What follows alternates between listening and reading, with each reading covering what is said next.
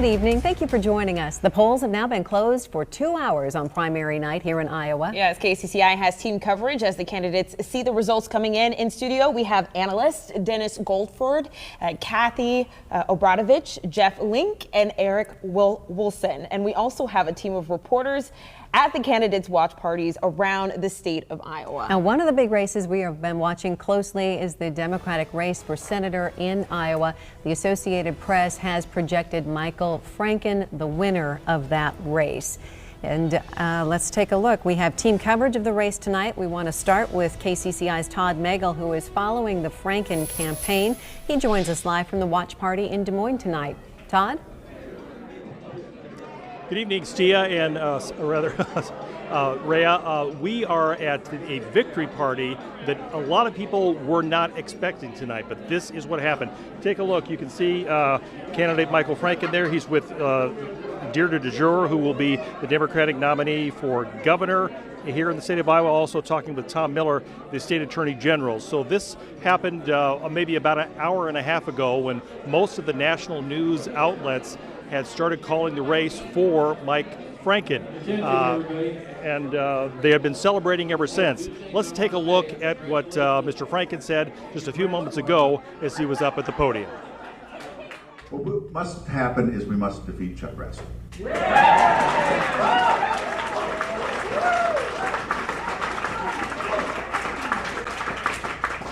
So for too long, he has said we're working on that. There's a committee addressing that, from NRA to a host of other things. He keeps saying, mañana. We're working on it. We're done with this. We're absolutely done. I'm going to help lead us. I'm not going to be the junior senator from the state of Iowa. I'm going to be the leading senator from the state of Iowa. With a cast of blue Democrats, we're turning this race from a third-tier senatorial race into a Tier 1, the most interesting race in the nation.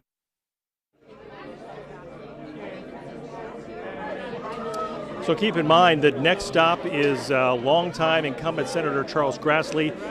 Mike Franken says he's got a plan to beat Grassley, and we'll be hearing a lot more about that as the summer continues before the election coming up in November. We're live in Beaverdale. Todd Magel, KCCI 8 News, Iowa's News Lead. Now, Abby Finkenauer was Michael Franken's top opponent. Yes, she was. So we're going to look back at the numbers just to see here. Michael Franken was at 55%.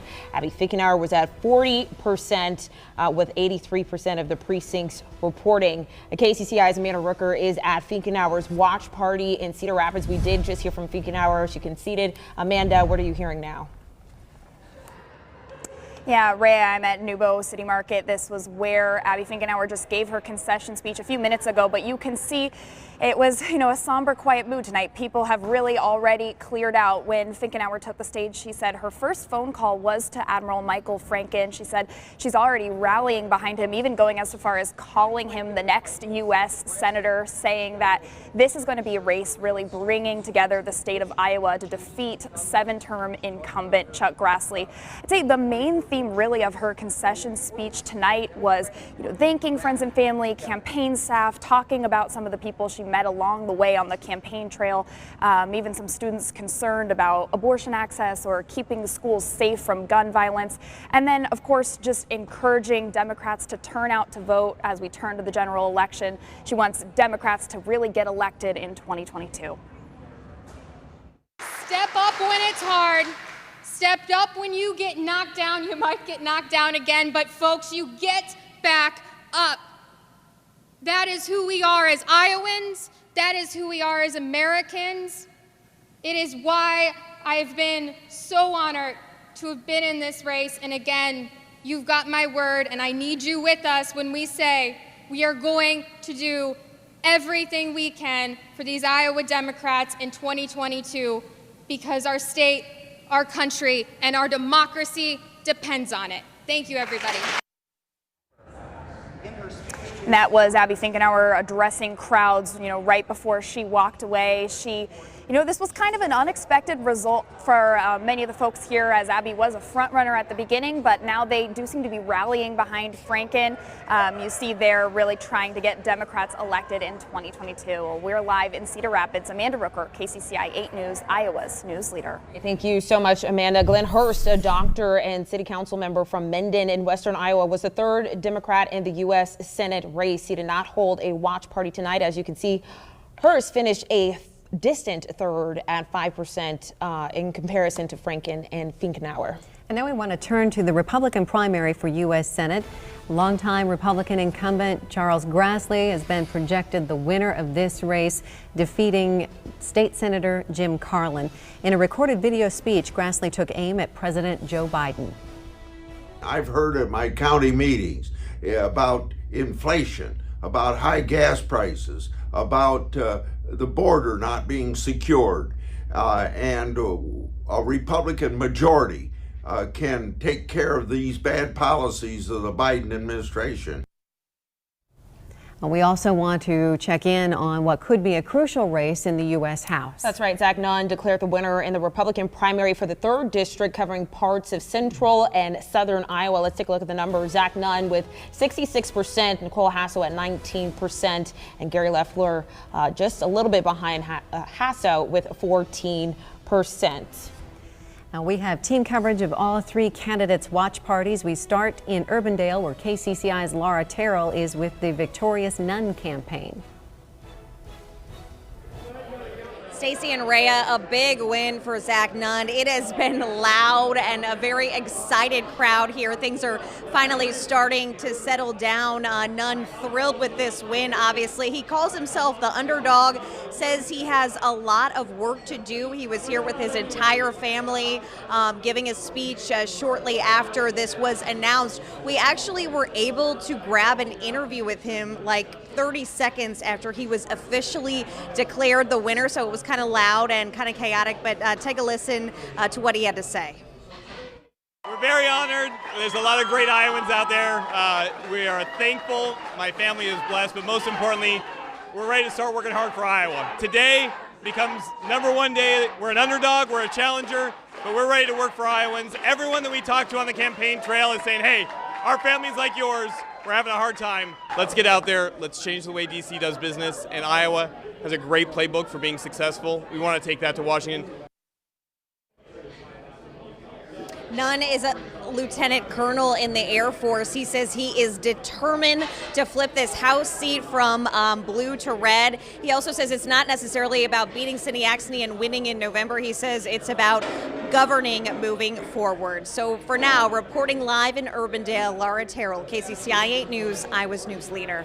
Nicole Hasso is a distant second in the House District 3 Republican primary contest. KCCI's Bo Bowman is live in Johnston, where Hasso and her supporters have been watching the results come in tonight.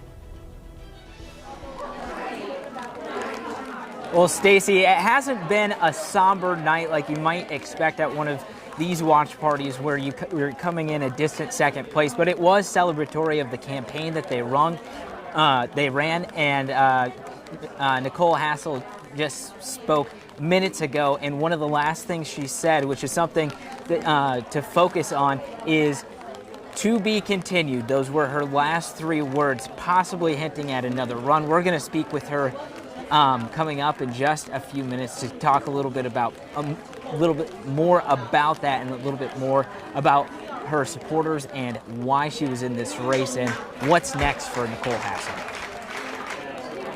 So much, Bo. We're going to go over to Gary Loeffler now, who finished a distant third. Actually, it was pretty close to Hasso here, if you want to see here. 14 for Gary Loeffler. Nicole Hasso had 19% in the Republican primary for U.S. House District 3. KCCI's James Stratton is live with the Loeffler campaign in Windsor Heights. Here, James. And Rhea, the party behind me pretty much wrapped up at this house. The Loeffler tractor will not be taking a victory lap this summer, but Gary says there's still plenty of parades for it to go throughout. As you mentioned, about 14% of the vote went to Gary Loeffler. A lot of optimism here at this house in Windsor Heights throughout the night. A lot of people talking politics, talking shop with Gary Loeffler. He said he wanted to run a campaign for the little guy, and he told supporters after he realized that he wasn't going to win tonight that he did run a successful campaign toward the little guy that was focused on the little guy, focused on the fact that he believes that he spent the least amount in this race and, according to him, may have gotten the most amount of votes for the least amount of money, though that's still to be determined. About 9:15, he called Zach Nunn, the winning candidate in this Iowa House District 3 race, and congratulated him, told him in a Top Gun reference that he would be his wingman heading into the general election. Here's what he had to say. Our overall feelings and reaction, I think that the Republican Party has spoken very loudly, very clearly, and they have chosen Zach to go out and to defeat Cindy Axne. We will do whatever we can to help in that effort. She needs to go. She doesn't represent Iowa. And I'm just looking forward to what is the next, what the road has ahead for me. And we're excited to pursue that and see where that road leads. And where that road leads, at least tomorrow for Gary Loeffler, a fishing spot in southern Iowa, he says. That he found plenty of them throughout the campaign trail. A day off for him tomorrow. We're live in Windsor Heights tonight. I'm James Stratton, KCCI 8 News, Iowa's news leader. And we have a projected winner in the Democratic race for Iowa House District 28 in Dallas County. Sonia Heithusen, former television news anchor, is projected to have defeated Tom Walton. And in Republican race for House District 37, Barb Kniff McCullough is projected to beat incumbent John Thorup. Of note, Governor Kim Reynolds had endorsed McCullough over Thorup. Reynolds also endorsed the projected winner of House District 53 prior to Election Day. Both candidates are incumbents due to redistricting efforts here in our state. Dean Fisher is projected to beat incumbent David Maxwell. Now we want to check in again with our experts. Yes, we do. I want to start with the race between the U.S. Senate Democratic candidates. So we had Michael Franken win over Abby Finkenauer, a close contender. What does that mean? Does that mean that it's more appealing to have less of a role in politics right now, especially with Congress and what it looks like? I mean, is there something of note there over why and how he won? I don't think that was the only reason for Franken. I mean, I think there's a lot of things in his background that appealed to voters across the state, including his military service at a time when a lot of Americans and Iowans' attentions are focused on the war in Ukraine. But I think it's been a trend in politics that the record in Congress can be toxic, regardless of what the record is. And challengers who can, they can describe themselves however they want. They're not having to be defined by a record. And so, even going back to Barack Obama being the, one of the lesser experienced candidates running in the Iowa caucuses, that ended up being an asset for him. And Jeff, is there something to a man beating a woman in a Democratic primary? Yeah, I think when this race started, everyone thought it was Abby Finkenauer's to lose. And particularly in a year when you have all this discussion about Roe v. Wade potentially being overturned by the Supreme Court, to have a woman who's campaigning on Roe and protecting women's rights, you would think that would be a huge advantage in a Democratic primary for Abby Finkenauer, but Franken was able to overcome it. I think a lot of it has to do with the fact that he is a decorated naval officer. He's a 3-star admiral.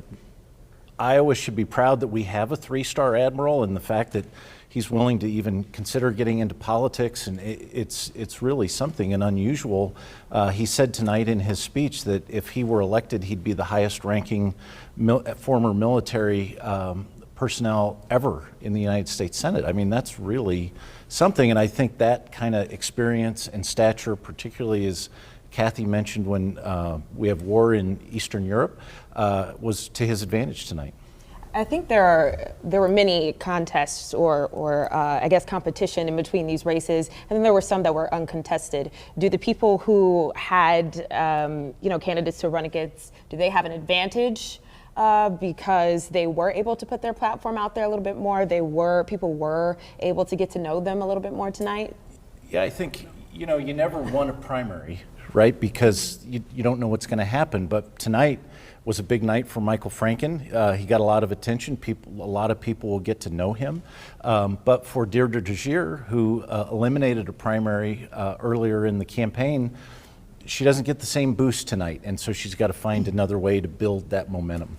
Dennis, what are your thoughts here? Just very simply here, there's a reason you play exhibition games before the regular season starts, because you want to knock the cobwebs off. And if you haven't had a primary, as stressful as that can be and as much as it can take in resources and things like that, that knocks the cobwebs off. So those who won a primary are in better shape possibly than those who didn't have to compete in a primary. And I think especially beneficial this cycle, because I don't recall any, with the exception of one on the south side of Des Moines, I don't recall a lot of primaries that were really vicious knockdown, drag-out primaries. And so that really helps too, that if you've got your primary opponents that are treating each other respectful, it really does just raise everybody's profile, and it really does help kind of sharpen the saw. You could look back at the Joni Ernst race, for example. She won a four-way primary, came out with a big head of steam.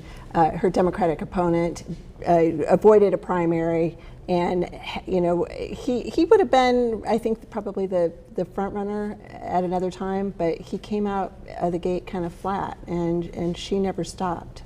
All right. I think one more point to make on the primary too, the fact that Zach Nunn won so big. I think that caught people's attention in D.C. Already, the race has been moved from a toss-up to a lean Republican by the D.C. crystal ball. So I think they look at that big victory and they see things in the fall. Thank you all for your insight.